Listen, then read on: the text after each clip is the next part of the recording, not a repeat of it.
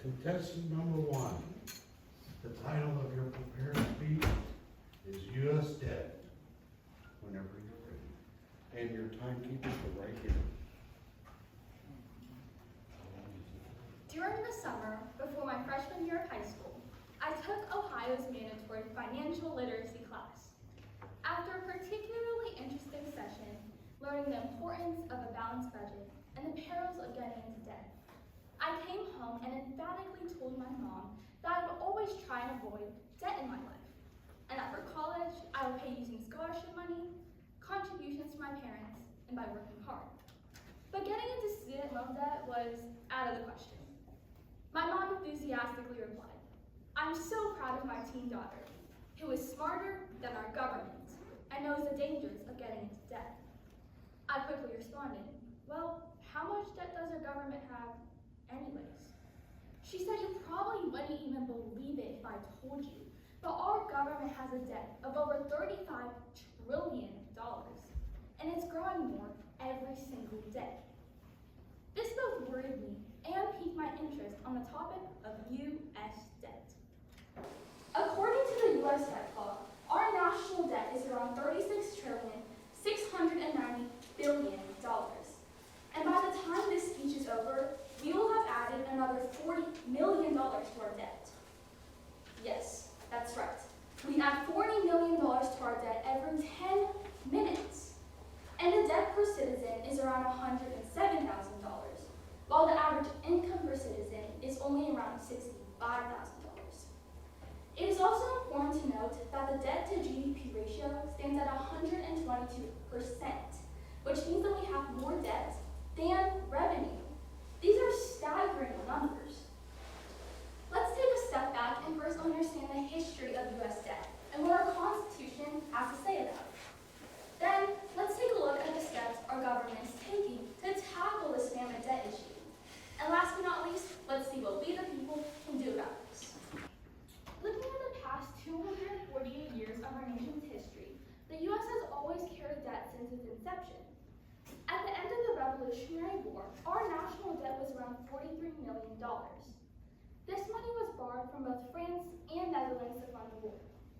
In 1789, the U.S. Department of Treasury was created to manage debt and borrow money. Alexander Hamilton, one of our country's founding fathers, who was also the first Secretary of Treasury, stated that the United States debt was the price of liberty. At the end of the War of 1812, our national debt nearly doubled and rose to $119.2 million. Then appeared a light in a seemingly dark tunnel of debt.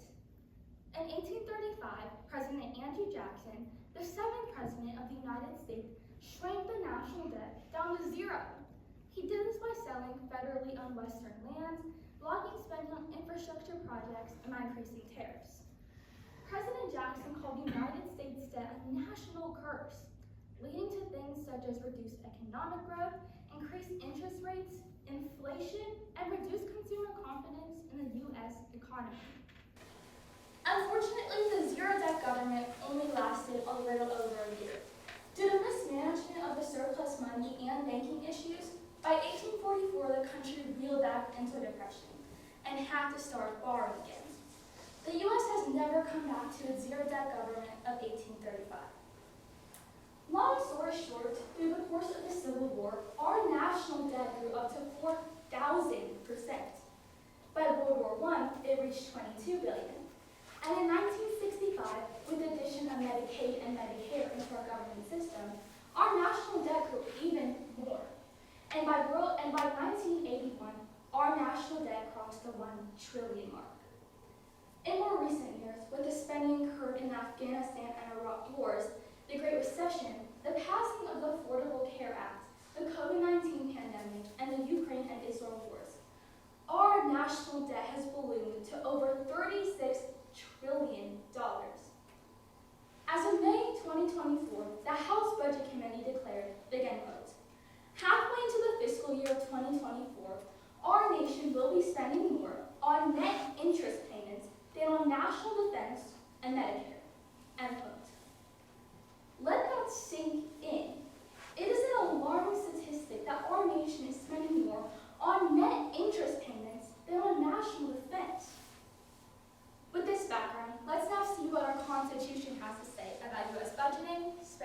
debt. Article 1, Section 8, Clause 1 is known as the Taxing and Spending Clause. Clause 2 is known as the Borrowing Clause. Together they grant the United States Congress the ability to borrow and spend money for the general welfare of the United States. Section 4 of the 14th Amendment is known as the Public Debt Clause, which broadly states that the validity of the United States debt authorized by law shall not be questioned. This ensures that all U.S. debts must be paid. Another term must also be understood, the debt ceiling. Although this is not part of the U.S. Constitution, this legislation was passed during World War I, which provided greater flexibility for the Treasury to pay bills that had become due instead of waiting on Congress to authorize each debt payment. As of June 2nd, 2025, the debt ceiling was raised to $36.1 trillion, and it's predicted that will need to be raised again, because the national debt as of August 2025 is predicted to skyrocket to over $37 trillion. Trillion. It's one of the very few times this number is used, and it's in relation to our U.S. debt. All this begs the question, what is our government doing about this? Well, there are multiple agencies and committees involved in U.S. budgeting, spending, and debt. For example, the Department of Treasury, the Bureau of Fiscal Services, the Government Accountability Service, and the House Budget Committee are just a few. Despite these many oversight committees and agencies, our national debt is rising exponentially. And if left unchecked, it could have numerous economic and security risks to our nation. The current administration created DOE, the Department of Government Efficiency, with the purpose of cutting federal spending, reducing the size of the federal government, and streamlining government efficiency. Whatever side of the political spectrum one may be, we can all agree that DOGE is a step in the right direction. President Thomas Jefferson once said, "I place economy to be one of the greatest Republican virtues, and public debt to be one of the dangers most feared." Although the spending clause, the borrowing clause, and the public debt clause allowed our nation's debt to accumulate, it is imperative that elected officials are laser focused into not letting it grow anymore, and instead are resolute in seeking out a solution to reduce the overall national debt. Now, what can you and I do about this? Well, we can start in our homes by budgeting, saving, and living within our means. Secondly, we must ensure that the current generation is educated on the topic of U.S. debt. As Andrew Jackson said, is our cursed inheritance. In just 3 years, current high school students like myself will be voting in the 2028 election. And if we are not informed of this mammoth debt problem and other issues that plague our society today, we will not be voting as informed citizens, but we would rather be voting based on sentiment bias or the media narrative, not our own understanding of issues and values. The Bible says the borrower is the slave to the lender. Our great nation, a shining city on a hill, has been burdened by this mountain of debt. America cannot be the slave. Our nation needs to rise up once again, and our leaders need to put in the necessary fiscal guards and railings to curb the expenses, pay off the debts, and balance the budget going forward. And I believe all of this is indeed possible.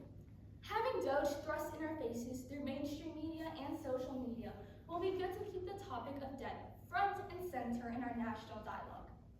And honestly, I am thankful for my financial literacy class, which is taking me down this long journey of understanding the important topic of U.S. debt. Thank you.